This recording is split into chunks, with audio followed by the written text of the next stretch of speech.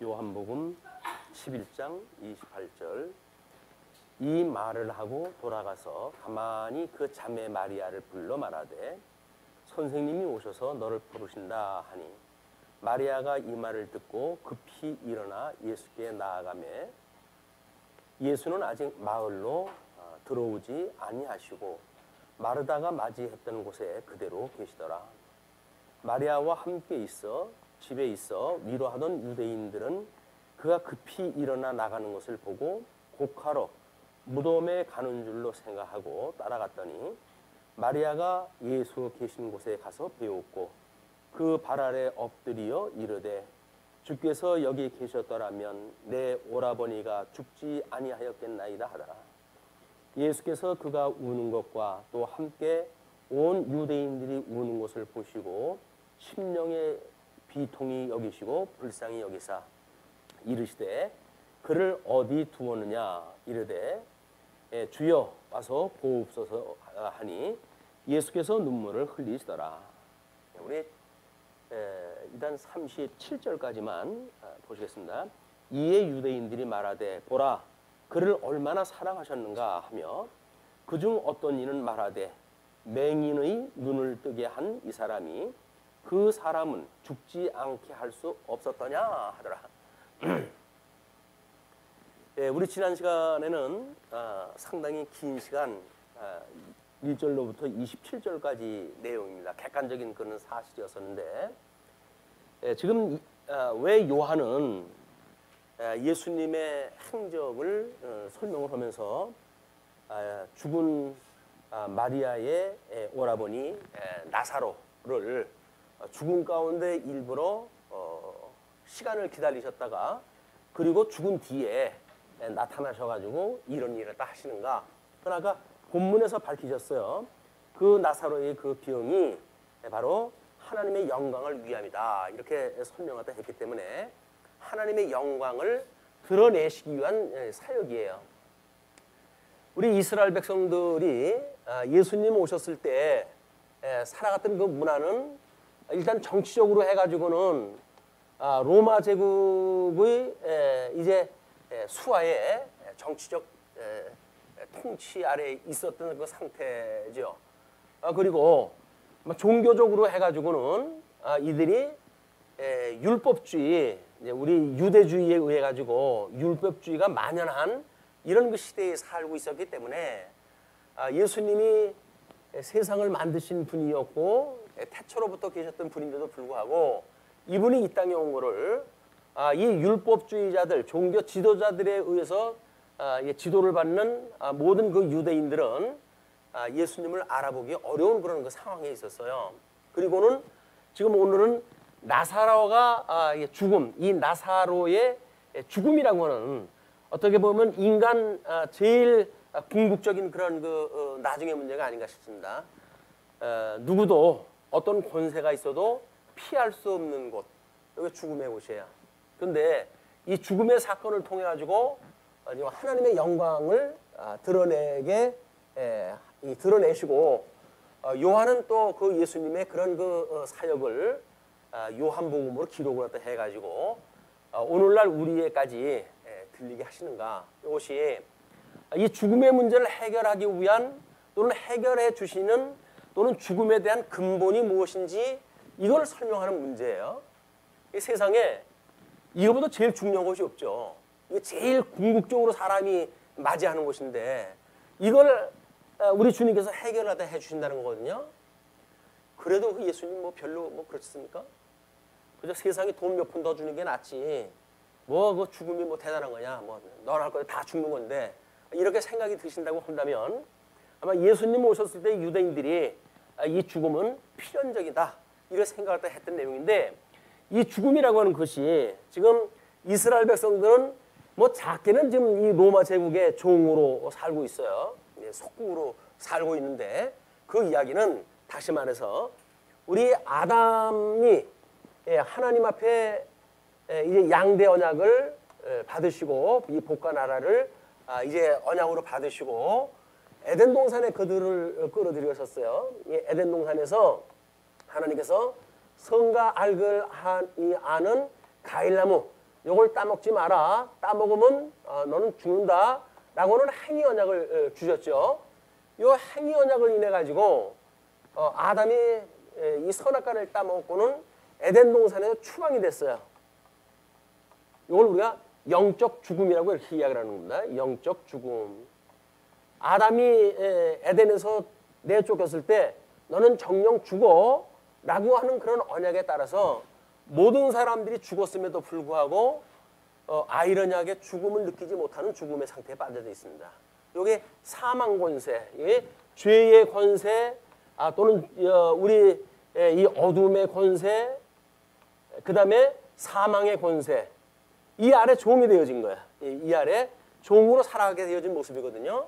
그러니까 이런 연유로 봤을 때 예수님이 오셨을 때 이 나사로의 죽음은 누구든지 그냥 태어나서 나이 먹고 늙어가면 죽는다고 그냥 알았던 거예요.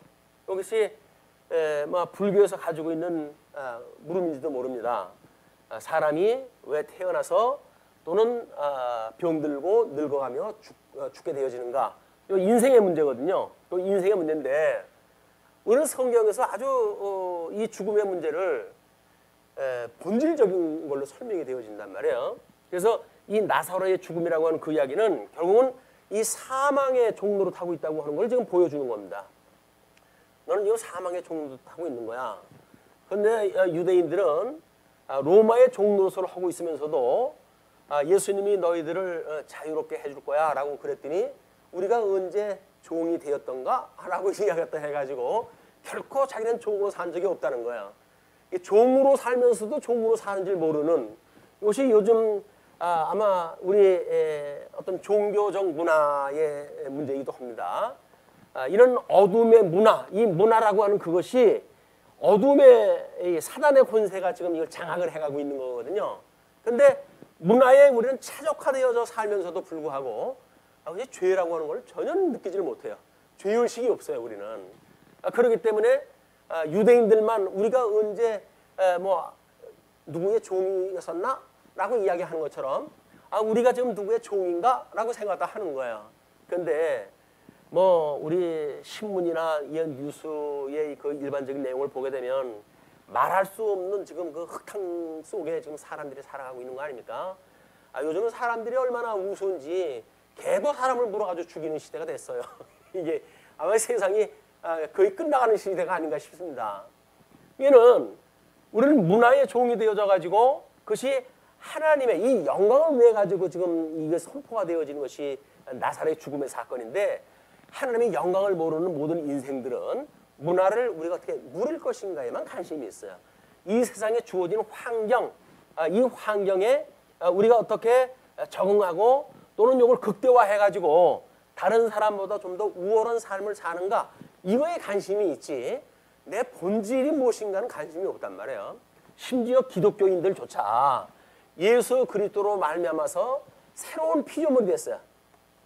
나는 이제 새로운 인생이야 라고 정체성이 바뀌어져 있는 인생이 됐음에도 불구하고 살아가는 삶의 방식은 예수님 믿지 않는 사람들하고 다를 게 없어요. 똑같이 살아가요.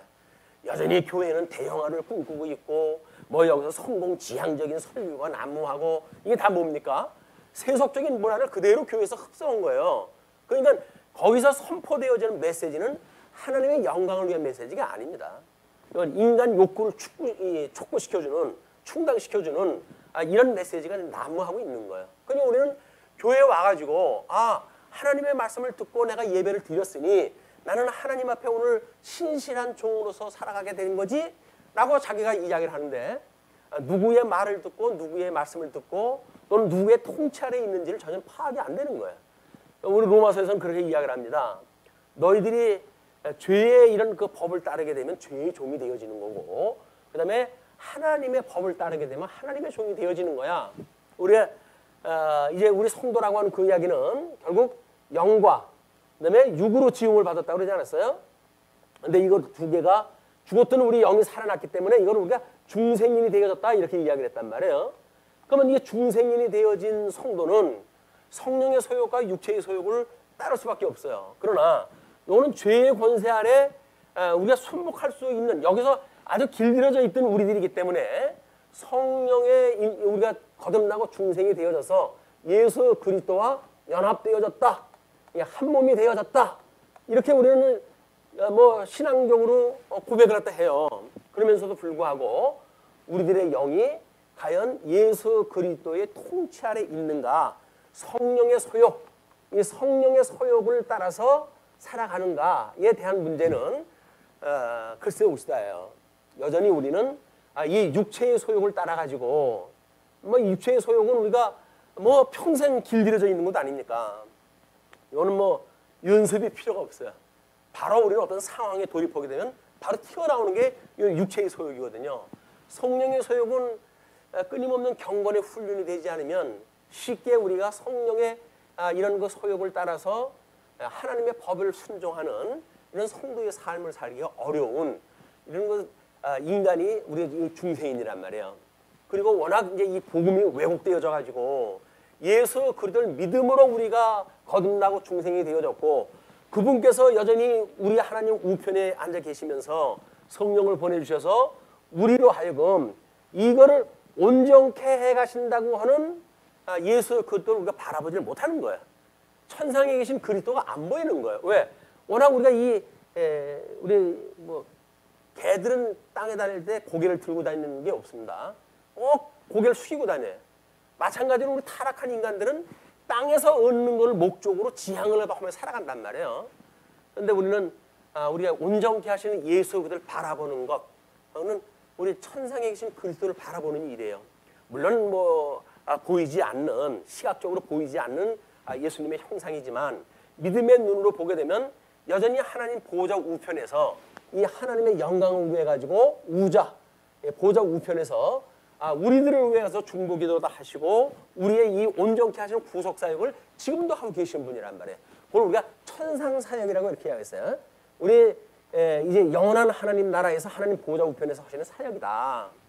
그래서 복음서에서는 지금 이때 이 땅에 몸을 입고 이 땅에 오셔가지고 지상에서 일을 다 하셨기 때문에 지상 사역이라고 그러는데 사망 권세를 이기시고 부활하시고 승천하심으로 해가지고 이제는 하늘에서 그 일을 다 하시는 거예요.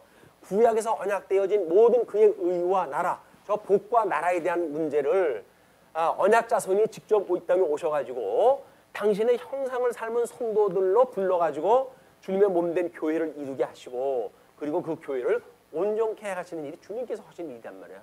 이건 구약의 모든 언약대로 좀 이루어지는 사건이기 때문에 뭐 구약의 어떤 성경 구절 하나하나를 따가지고 증거하기에는 너무 모자라요. 시간도 모자라고 지면도 모자라요.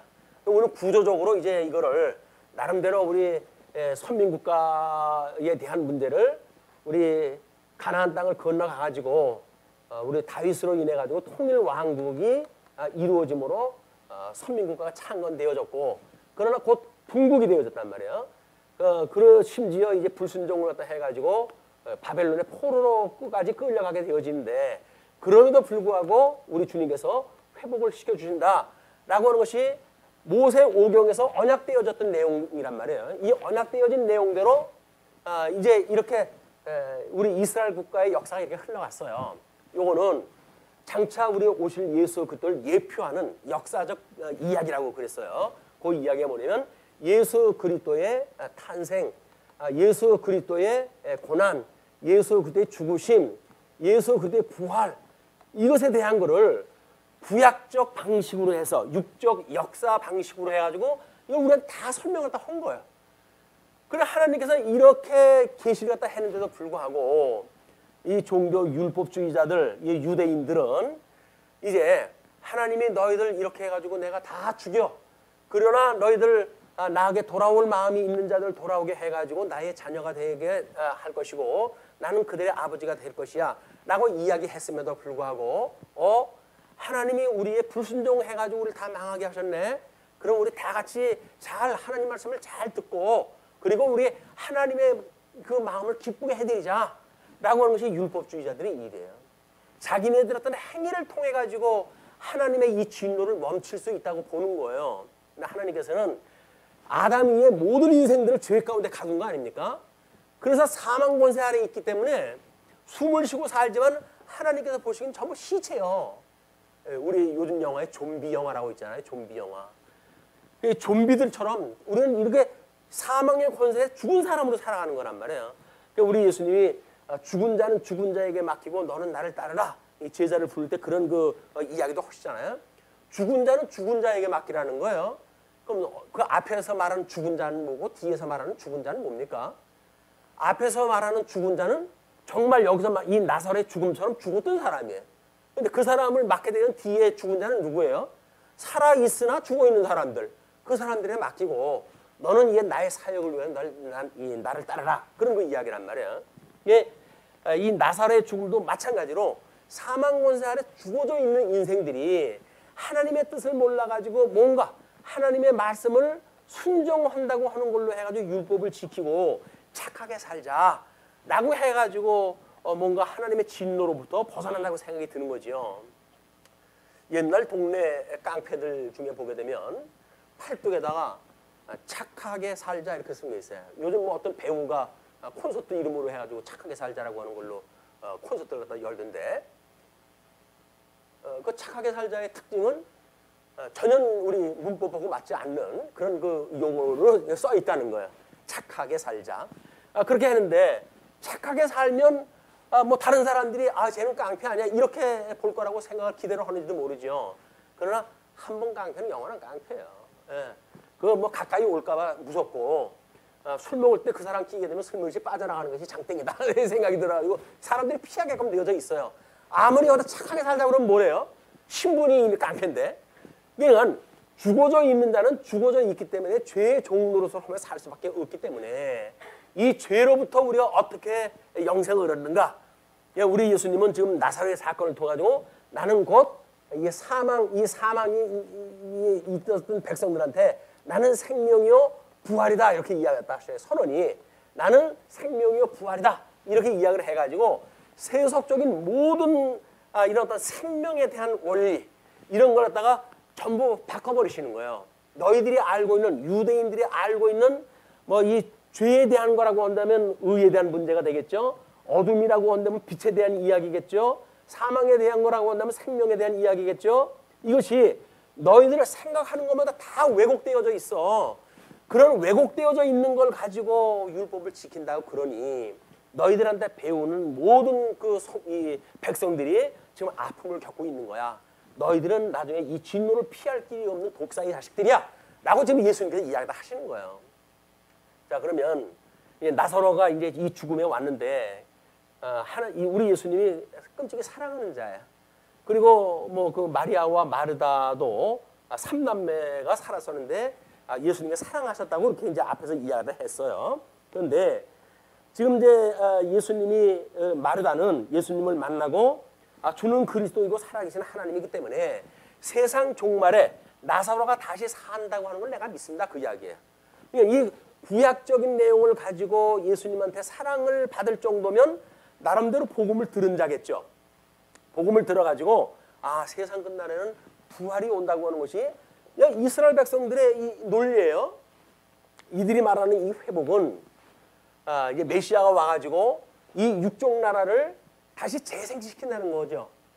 아주 하나님 나라로 이걸 바꿔주겠다라고 하는 걸로 이해를 하고 있기 때문에 구약 성경에서 끊임없이 부활에 대한 이야기를 했고 그래서 지금 마르다도 알고 있기는 주는 그리스도시고 하나님의 아들이시기 때문에 세상 끝날에는 나사로가 살아날 걸 저도 압니다. 이렇게 이제 고백을 딱 하니까 그 말을 갖다 하고 돌아서서 자매 마리아를 불러가지고 말하되 선생님이 오셔서 널 부르신다 하니 마리아가 이 말을 듣고 급히 일어나 예수께 나아가매 왜 살았을 때 오지 죽은 뒤에 왜 날 오라 그래 해가지고 그런지는 모르겠어요. 그러나 부지런히 이제 갔어요. 급히 일어나서 예수께 나아가는데 예수는 아직 마을로 들어오지 아니하시고 마르다가 맞이했던 곳에 그대로 계셔요. 예수님이 뭔가 액션을 자꾸 취해줘야 사람들은 뭔가 그래도 기대를 하고 소망을 가지고 그럴 거 아니겠습니까?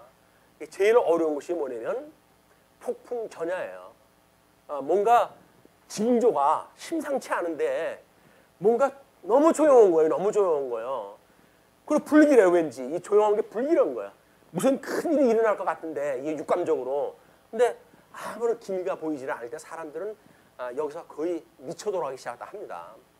근데 만약에 주님이 그때 와가지고 선지자를 보내가지고 뭐 회개하라 해가지고 채찍이라도 뭐 이거 돌리고 그러면 아유 뭐가 이게 시작되는가 보다 이러는데 예수님은 오지도 않아요. 나사로 뭐 이 마르다 이 집이 있는데도 오지도 않고 마르다를 만났던 곳에 그냥 가만히 계시는 거예요.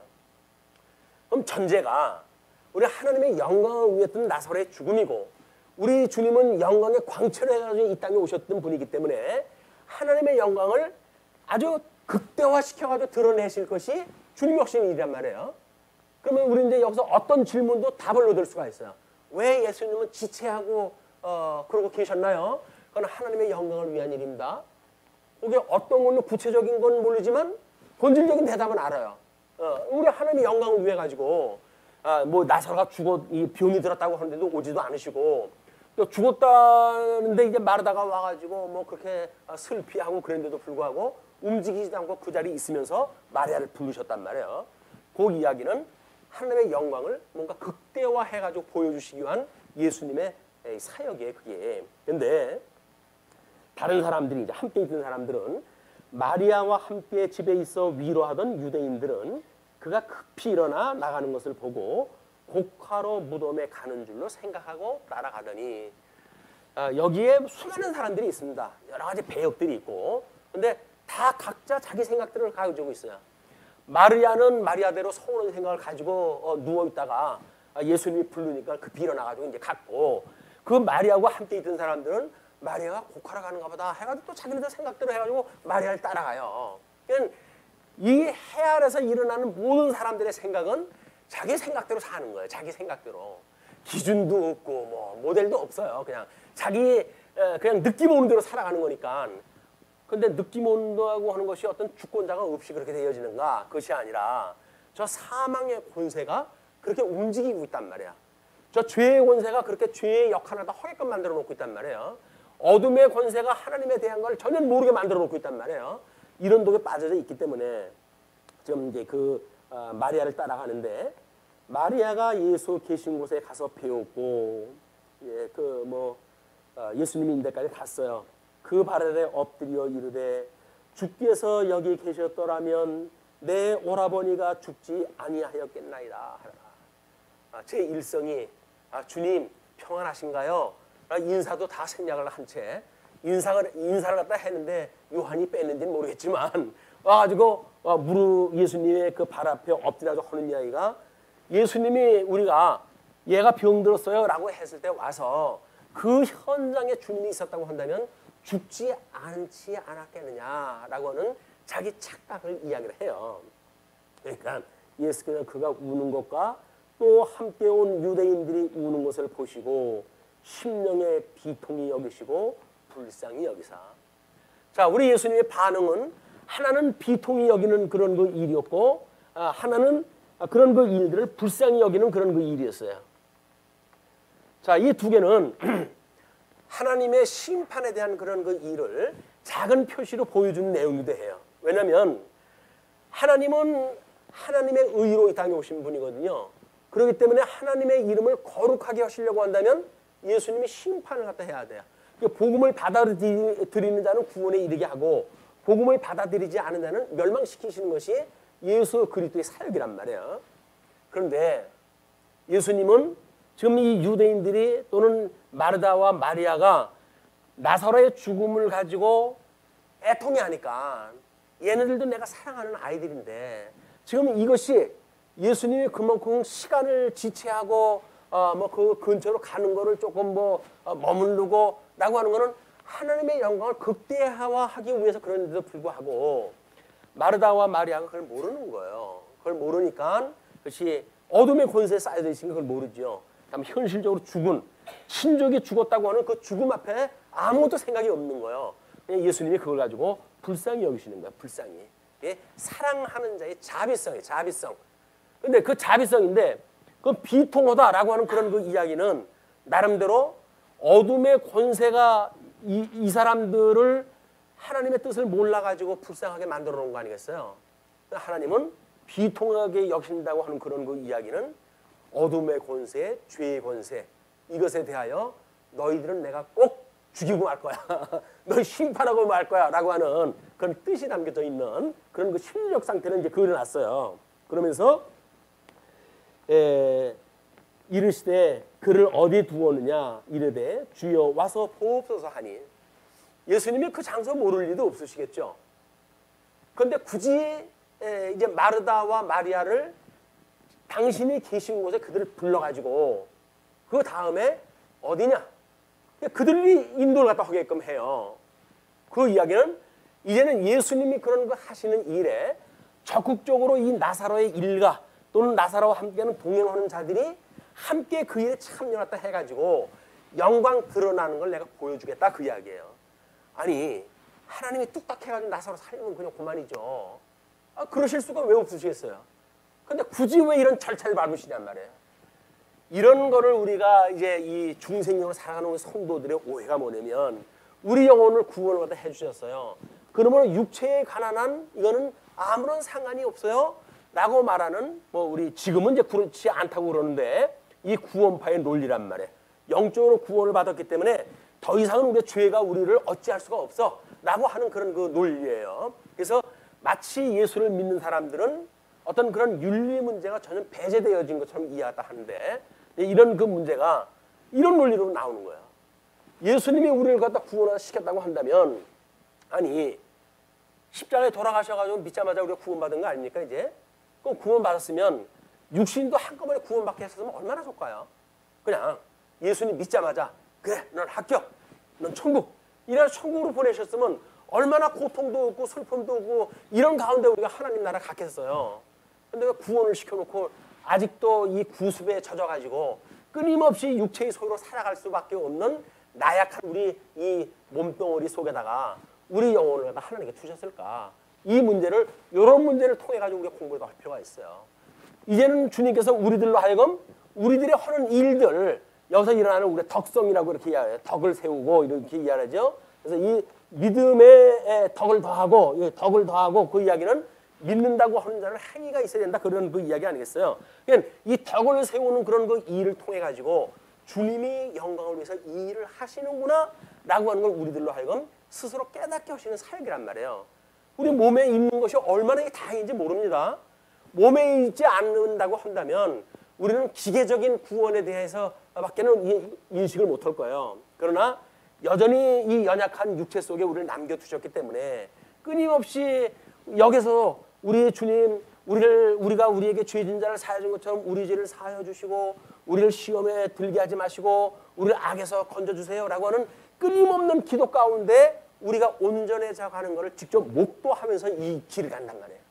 이 길을 가는 동안에 우리 수고가 없다는 이야기는 새빨간 거짓말이에요. 예수 믿기 때문에 우리는 그냥 빈손으로 덜렁덜렁 따라간다 그런 거 이야기가 아닙니다. 우리 하나님께서 우리를 구원하신 걸 거저주셨다고 그렇게 이야기하죠. 믿음을 거저주셨다고 그래요. 그 거절하는 이야기는 예수 그리스도의 대속이라고 하는 하나님이 직접 우리를 대신해 죽으셨다고 하는 전제 안에 거절하는 이야기예요. 우리들의 어떤 노력으로 구원받은 게 아니라고 하는 이야기지 그게 왜 거절입니까? 하나님이 당신의 아들을 십자가에 매달아 죽이기까지 하시면서 우리를 대속을 하셨는데 그게 왜 거저예요? 우리가 한 몸이 죽어도 천하보다 귀한 영혼이라고 그러면서 아니 하나님이 십자가에 매달려 죽으셨는데 이게 거저입니까? 거저가 아닌 거예요.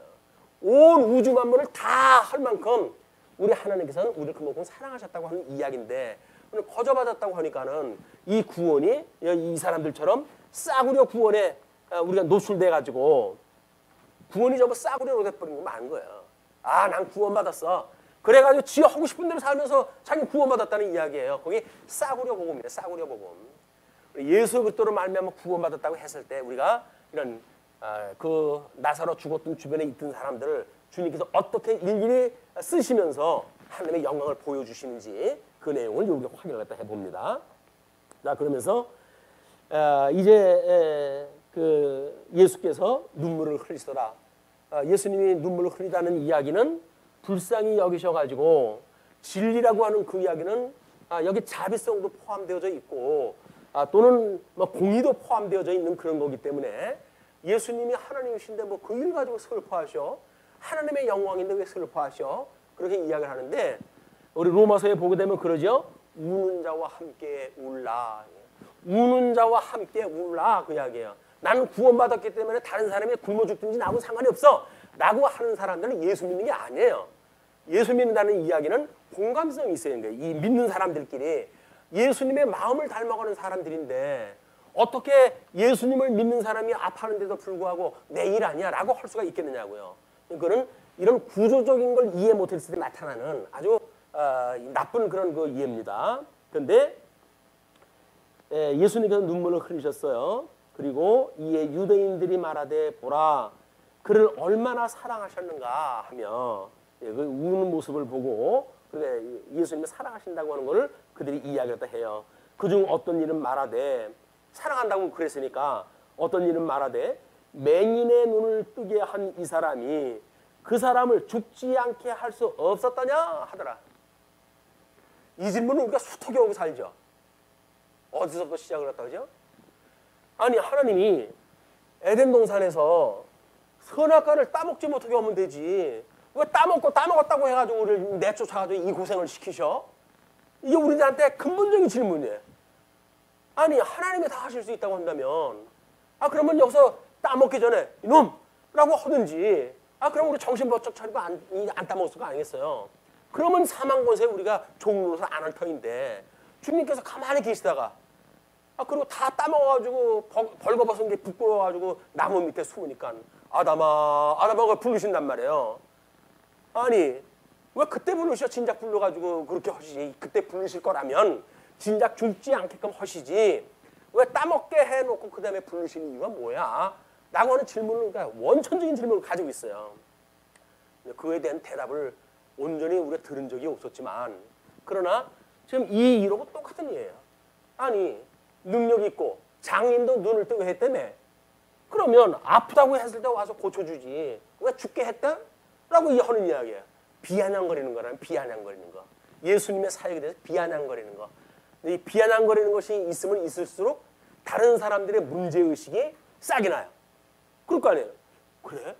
그렇게 말이야. 뭐라고 제대로 복음을 모르는 사람은 동요할 거 아니겠어요. 뭐 정말 그 얘기 듣고 보니까 자네 말이 옳네. 그래가지고 뭐 중얼중얼 뭐 해가지고 그런 그 일들이 일파만파 이제 번질 거란 말이에요. 예수님이 너희들 좀 실체가 그걸 갖다 고발을 하시는 거예요. 그게. 너희들 원천적으로 그런 생각 가지고 있지. 한 사람의 예를 들어가지고 많은 사람이 오염되게끔 생각지 못했는데 그냥 사랑한다라고만 알고 있었는데 사랑한다고 그랬으면 진작 와서 살려주지. 죽은 뒤에 와가지고 무덤을 못 오는 거야. 고코로 왔나? 라고 지네들 방식대로 이제 예수님을 비난한 걸 거 아니겠어요? 자, 그러니까 이에 예수께서 다시 속으로 비통히 여기시며 이 비통히 여긴다는 게 뭐라고요? 당신에 대하여 없이 여기고 비난하고 이 적그리스도들처럼 또는 사단의 종들처럼 예수님을 대적하는 자들에 대하여 예수님 비통히 여기시는 거예요. 그러시면서 하시는 말씀이 무덤에 가시니 무덤이 굴이라 돌로 막았거늘. 그때 뭐 그건 장례 문화예요. 그런데 예수께서 이르시되 돌을 옮겨 놓으라 하시니 아니 뭐 주님께서 그냥 살려놓으시면 될 거 아니겠어요? 근데 무덤에 문 여는 것부터 전부 사람들을 시켜요. 왜 그럴까요? 원천적인 답을 안다 그랬어요. 하나님의 영광을 아주 극대화로 다 보여주기 위해서 그렇게 하는 거예요. 예? 돌을 옮겨 놓으라 하며 예수님이 돌아가셨을 때 무덤에 있던 돌이 이제 굴러져 가지고 예수님이 나오니까 그걸 지키던 자들뿐만 아니라 이 자들이 뭐라 그래요? 제자들이 빼낸 거다라고 이야기를 하잖아요. 여기서 그냥 당신이 미리 돌아가셨을 때 무덤이 그냥 열리고 하는 그런 그 문제를 이런 많은 사람들한테 보여줘서 예비적으로 내가 죽었을 때 나타날 상황을 보여주는 사건이에요. 그러면서 그 죽은 자의 누이 마르다가 이르되 주여 죽은 지가 나흘이 되었음에 벌써 냄새가 납니다. 냄새가 난다는 이야기는 뭐예요? 그 유대의 그 날씨라든지 이런 걸로 보았을 때 나흘이면 이미 다 썩었다 그 이야기예요. 살성이가 다 떡 썩어가지고 뭐 구데기가 막 끓고 그럴 텐데 주님 그걸 왜 하려고 그러십니까? 추한 꼴을 왜 보시려고 그러십니까? 그런 그 이야기겠죠. 예수께서 이르시되 내 말이 내가 믿으면 하나님의 영광을 보리라 하지 아니하였느냐. 내 말을 믿으면 너가 이 영광을 보지 않겠, 본다고 하지 이야기하지 않았느냐. 그런 그 이야기예요. 그러면서 돌을 옮겨 놓으니 예수께서 눈을 들어 우러러 보시고 우리가 봐야 될 곳입니다. 하나님 나라 하늘에 계신 우리 아버지여, 예, 이르시되 아버지여 내 말을 들으신 것을 감사하나이다. 이미 이렇게 되어진 일들을 예수님께서는 기도를 하다 하고 있었던 거예요. 자기 말을 들어주셨다고 하잖아요. 이렇게 이야기를 하면서 항상 내 말을 들으시는 줄을 내가 알았나이다. 그러나 이 말씀 하옵는 것은 불러선 무리를 위함이니 곧 아버지께서 나를 보내신 것을 그들로 믿게 하려 함이니이다. 우리 여기서 살아갈 때 끊임없이 기도를 하다 하지 않았어요? 이제 이런 거 기도를 하다 할 때 우리 하나님 앞에 이렇게 우리 죄를 우리가 사한 것처럼 우리 죄를 용서하시고 우리를 시험에 들게 하지 마시고 우리 악에서 건져주세요. 라고는 기도를 하다 끊임없이 우리가 하고 살아요. 그렇게 할 때 어떤 하나의 사건이 우리한테 목도가 되어진다고 한다면 그때 우리는 하나님 앞에 감사 찬양을 할 거예요. 주님 우리의 기도를 들어주신 것을 감사합니다. 시험에 들을 수밖에 없는데 기도를 하고 그 사건을 우리가 맞이했더니 우리 주님께서 그 시험에 들게 하지 않으신 거예요. 그럼 주님 앞에 감사 찬송이 나올 거 아닙니까? 주님 나의 기도를 들어주신 것을 감사합니다. 그럼 나오지 않겠어요? 근데 그런 경험이 없으면 기도도 한 바가 없으면 하나님이 다 하게 하셔 라고 하는 기계 논리밖에 안 나온단 말이에요. 기계적인 논리밖에. 자, 그러니까 이제 돌을 옮겨 놓으시니 예수께서 이제 그렇게 감사나이다 하고 그렇게 이렇게 주님께서 들어주신 것은 주변에 있는 모든 사람들한테 이 광경을 목독해 해가지고 하나님께서 보내신 나를 이 생명이요 부활인 나를 믿도록 하나님께 허게 하심인 줄 압니다. 내 영광을 위한 게 아니다 그 이야기예요. 주님의 영광을 위해서 보낸 겁니다. 그런 그 이야기예요. 우리는 여기서 하게 되면 또 간증하느라고 전국을 누비죠. 내가 이렇게 믿었더니 이렇게 됐습니다 해가지고 자기 영광을 막 자랑을 했다 하잖아요.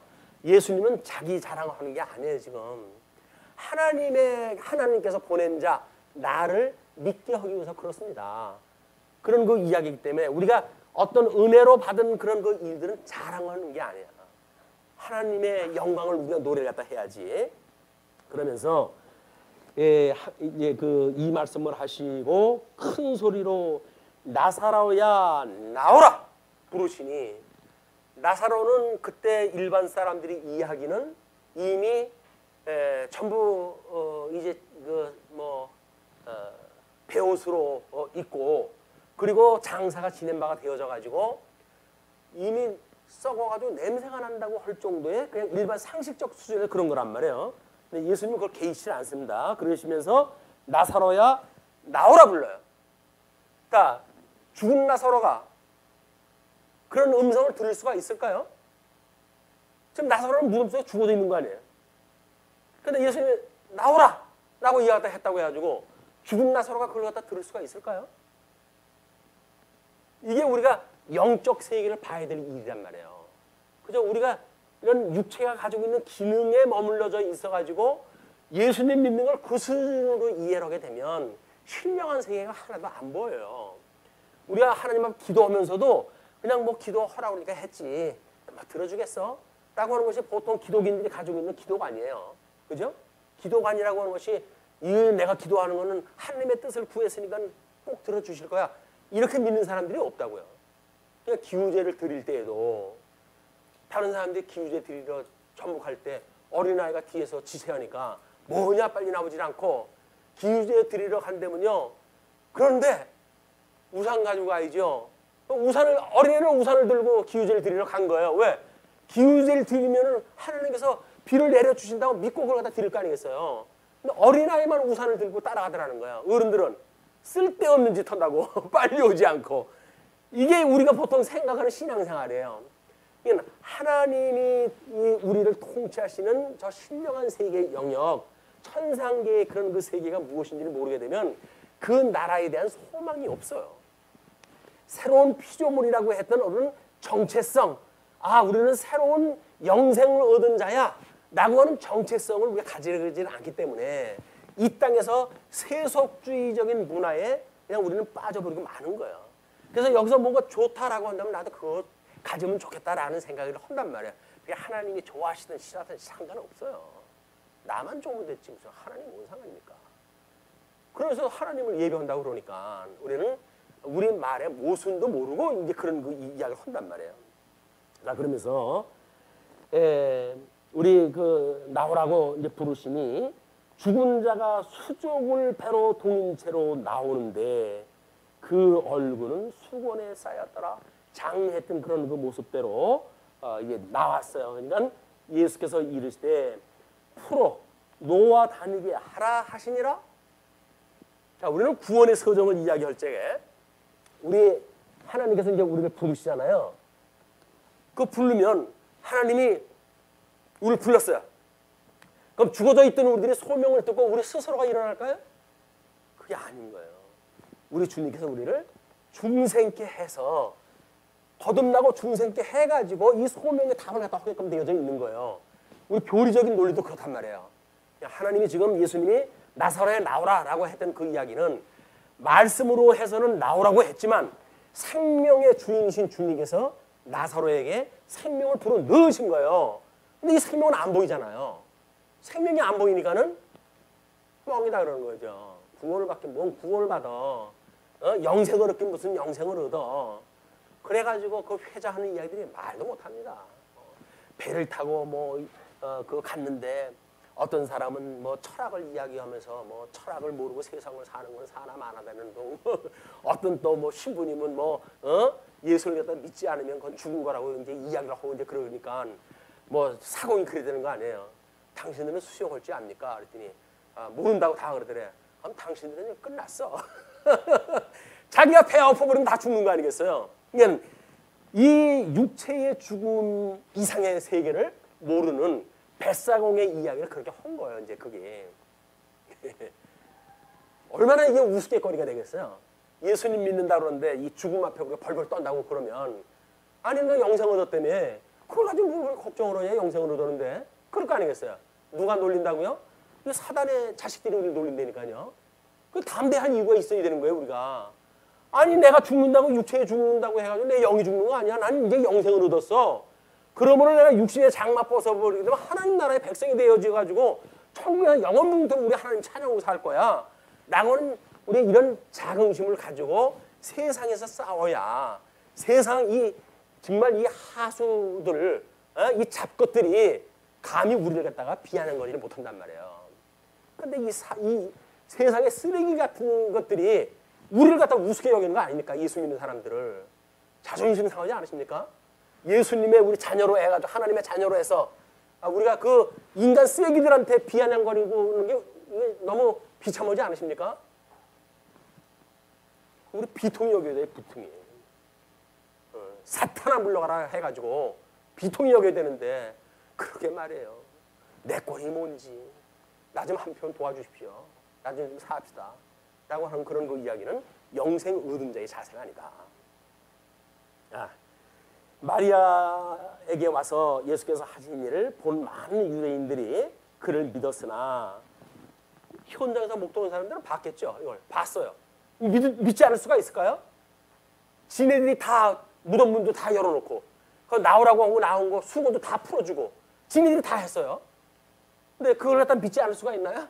이게 사실인데 역사적인 사실인데 이건 믿을 수밖에 없잖아요. 그러니까 유대인이 그를 믿었으나 그 중에 어떤 자는 바리새인들에게 가서 예수께 하신 일을 알리니라.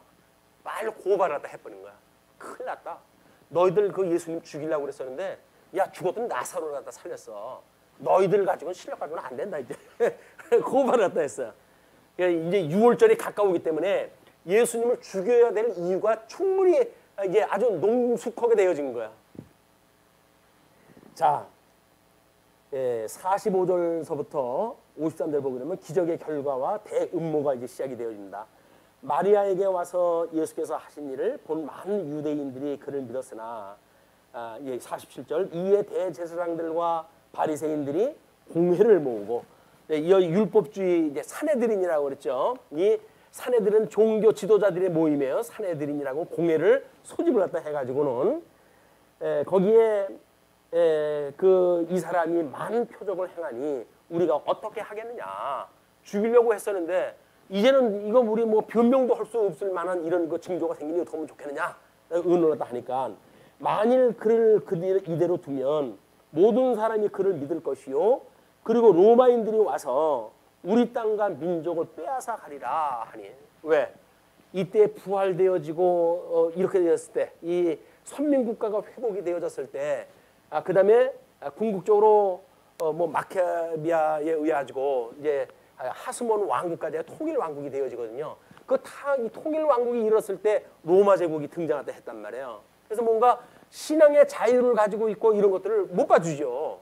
자기네들 법에 의해서 살아가야 되는데 지네들 자체적으로 살아간다고 하면 속의 의미가 없잖아요.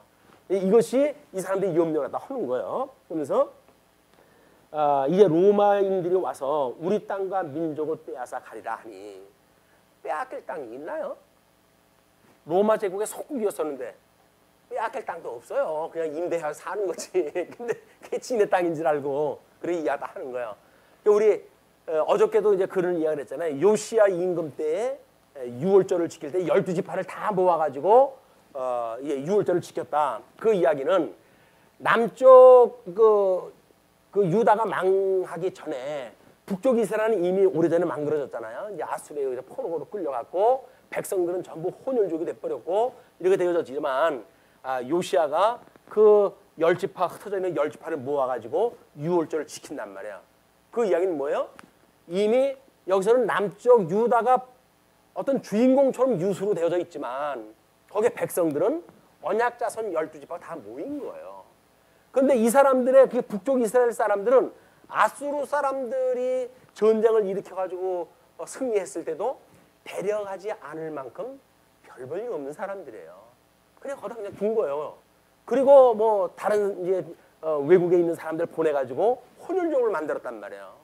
그러니까 여기서 포로로 끌려갔을 적에도 유다에 남은 사람이 있다고 한다면 남은 사람들은 어떤 사람들이라고요? 별 볼일 없는 사람들. 영향력 끼칠 만한 그런 사람들이 주제가 안 되는 사람들. 그런 사람들 못으로 끌고 가겠어요. 자기네들 그 밥값도 안 나오지. 그냥 그렇게 뭐 국가적인 어떤 정치 의식도 없고 국가관도 없고 종교관도 없고 그냥 뭐 하루 세 끼 먹으면 살았나 보다라고 생각하는 사람들이니까 그런 자들을 남겨놓고 지도자급들만 끌고 가는 것이 유수 사건이에요. 그렇기 때문에 어떤 지금 이 회복이 되어졌을 적에는 12지파가 다 되어진 거다. 그때에 땅 회복되어진 것이 우리 예수님 태어나기 전에 헤롯 왕이 통치할 때까지도 이 나라의 땅이 요시야 임금이 했던 이 땅만큼 이때의 땅도 다 차지했다 했어요. 이거는 통일왕국 때 우리 솔로몬에 의해 가지고 차지했던 땅의 넓이에요. 그건 이미 모세오경에서 약속했던 그 가나안 땅, 그 땅을 다 차지했고 요시야 때 그 땅을 다 차지해요.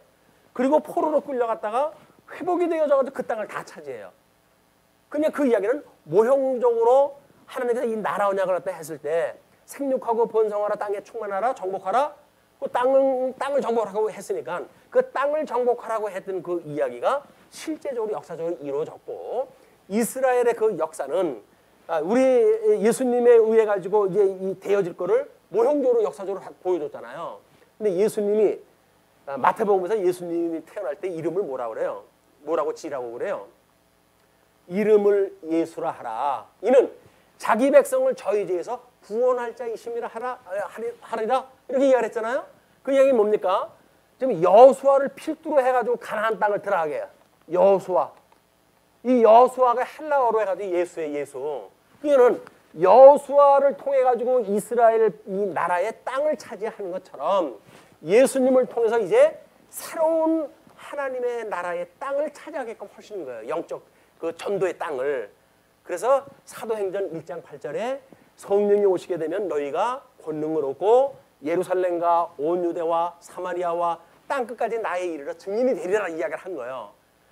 그 예수 믿는 사람들이 땅을 밟는 데마다 복음이 전파되어지는 거라니까요. 그게 하나님 나라의 확장이에요.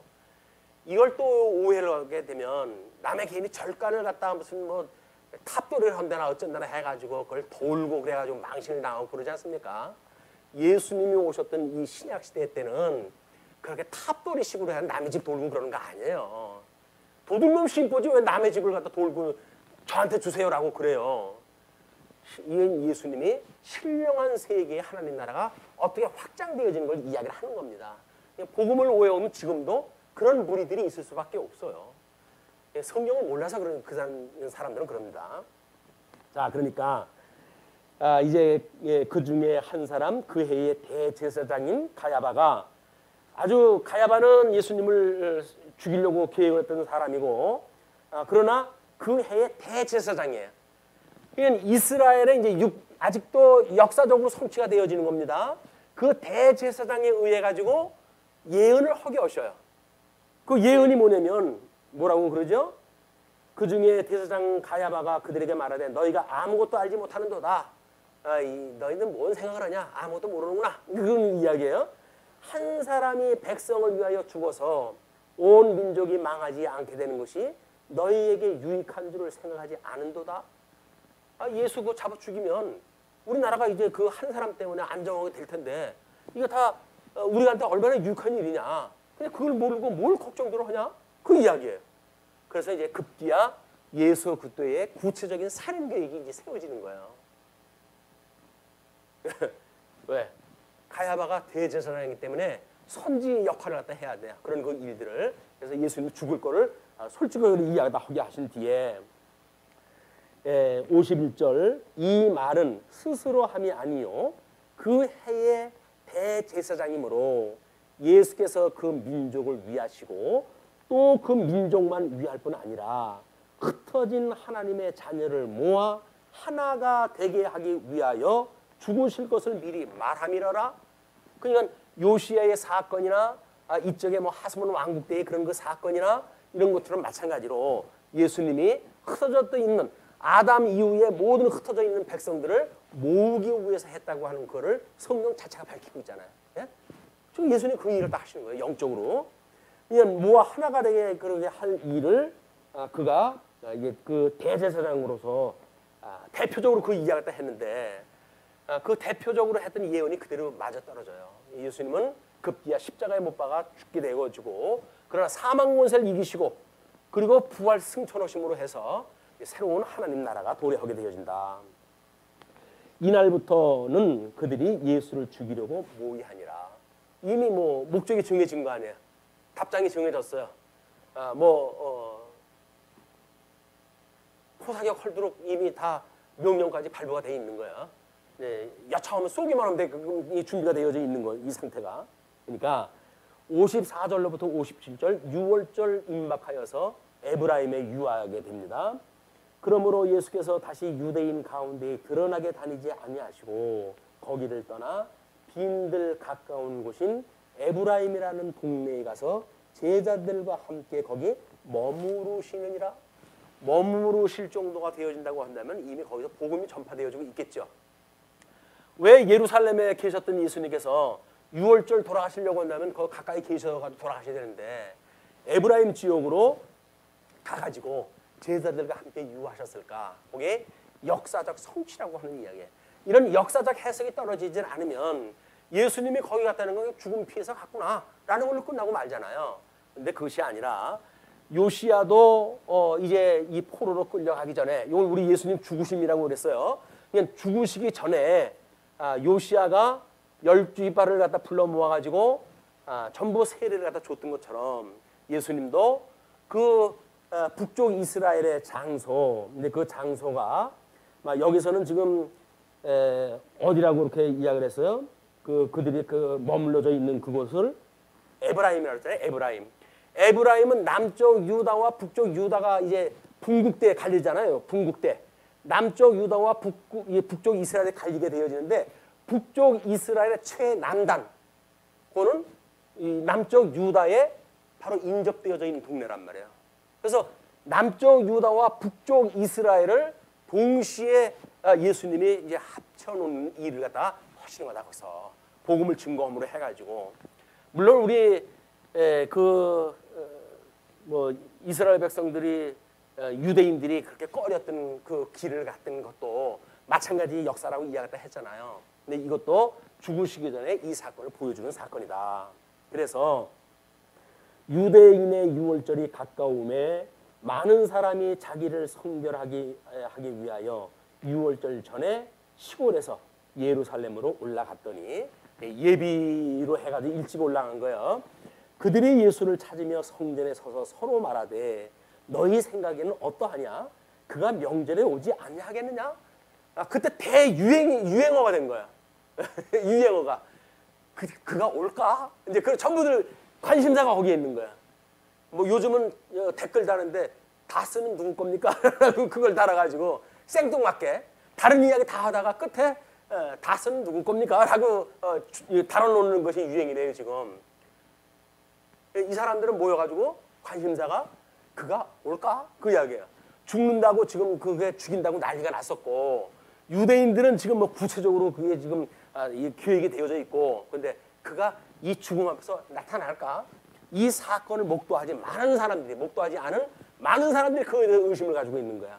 근데 그들이 예수를 찾으며 성전에 이제 그렇게 아니하겠느냐, 오지 아니하겠느냐 하니 이는 대제사장들과 바리새인들이 누구든지 예수 있는 곳을 알거든 신고하여 잡게 하라 명령하였습니다. 이 명령을 했을 때 어떤 보수를 약속을 했을까요? 여기 물론 안 나왔어요. 근데 예수님을 팔아 죽였던 가룟 유다를 갖다 보게 되면 은삼십을 받는 걸로 보아서는 이게 지금 예수님을 잡아가지고 고발 갖다 하라고 하는 것이 이 유대주의자들에 의해 가지고 지명이 된 거예요. 이제 신고해라, 살해할게, 살해할게. 그러니까 이 사람들의 관심은 뭐예요? 이게 땅을 보고 사는 사람들의 관심은 은삼십 생긴다, 은삼십 생긴다. 거기에 관심 있는 거니까 예수님 올까? 예수라고 하는 사람이 올까? 거기에 관심이 있는 거를 설명이 되어집니다. 이거는 신고하여 잡게 하라고 명령하였기 때문에 그런 현상이 일어났다 그 이야기거든요. 이렇게 예수님이 돌아가실 일들을 구체적으로 지금 일이 진행이 되어지고 있어요. 착착착착 어느 때를 맞춰서 유월절 그때를 맞춰서 일이 진행되어지고 있다. 자 그러면 이제 그 11장으로 해가지고는 일이 끝났어요. 11장, 12장 들어가게 되면 제2장이 신성을 가지신 예수에 대한 이야기예요. 그래서 제1절에 영광에 대해서 증거를 하시는 내용으로 쭉 소개가 되어지고 있습니다. 그래서 이제 제1장으로 해가지고 인성을 입으신 예수님에 대한 그 모든 강론이 오늘로서 마감해. 인성을 입고 오신 예수님에 대해서는 이제 다음 시간서부터는 신성을 가지고 계신 분이다. 그래서 그 품위, 우리 예수 그리스도의 이 품위가 신성과 인성을 가지고 계신 중보자 되시는 성자 하나님이다 라고 하는 걸 지금 요한은 강력하게 지금 어필했다 하는 거예요. 왜? 그때 당시에는 인성을 무시하는 뭐 영지주의자들도 등장을 했고 때로는 지금처럼 신성을 무지해가지고 뭐 하나님이 어디 있어? 하나님이 어떻게 뭐 이 땅에 와? 뭐 이런 걸로 무시했던 사람들도 있고 라고 했기 때문에 이 품위에 대한 거를 강력하게 강조했다 한 거예요. 이건 오늘날 우리 신앙생활에도 아주 중요한 겁니다. 저 품위를 믿는 자마다 우리는 우리들의 영혼에 대한 거를 중히 여기는 어떤 한쪽에 치우치지 않단 말이에요. 우리는 전 인격적으로 우리 그리스도인의 그 신앙생활은 전 인격적인 신앙생활이에요. 이 전인격적인 신앙생활을 해야지. 어떤 사람은 뭐 성경 구절 뭐 좀 뭐 잘 파악이 됐다고 해가지고 그걸 가지고 나는 예수를 갖다 믿어 이렇게 이야기를 하는데 그럼 우리가 주지주의라고 이렇게 했어요. 주지주의. 그 다음에 뭐 이상한 일을 갖다 하게 되면 신비주의처럼 해가지고 뭐 방언의 경험이 있다는 둥 뭐 은사를 받아서 뭘 했다는 하는 사람들을 우리가 주정주의라고 이렇게 해요. 주정주의. 그 다음에 인간이라고 한다면 의지결단하면서 뭘 할 수가 있지 않습니까? 그런 사람들을 주의주의라고 이렇게 해야 돼요. 주의주의. 뭐 어떤 사상을 만들어 놓고 그 사상을 결단하고 의지결단해서 살아가는 사람들, 이런 사람들을 주의주의라고 그러는데 우리 성경신학에서 이야기하고 있는 믿음이라고 하는 거는 요 세 가지의 불을 다 묶어낼 수가 있는 신앙의 체계가 돼야 돼요. 우리는 예수 그리스도를 예수 그리스도의 몸, 한 몸이다. 예수 그리스도의 생명에 우리가 연합되어졌다. 이런 생각을 가지고 이걸 봐야 되는 것이 우리 영은 거듭나고 중생되어졌고 육은 아직도 이 세상의 종로를 타고 있을 수밖에 없는 이 땅에 살고 있다고 하는 이런 중생인의 특징이 예수 그리스도의 품위를 통해 가지고 확실하게 알 수가 있기 때문에 그래요. 요한복음을 통해서 우리 신앙생활에 이런 중심을 잡는 매우 중요한 일이다. 이렇게 아시고 오늘 강론은 여기서 마치죠. 기도하시겠습니다.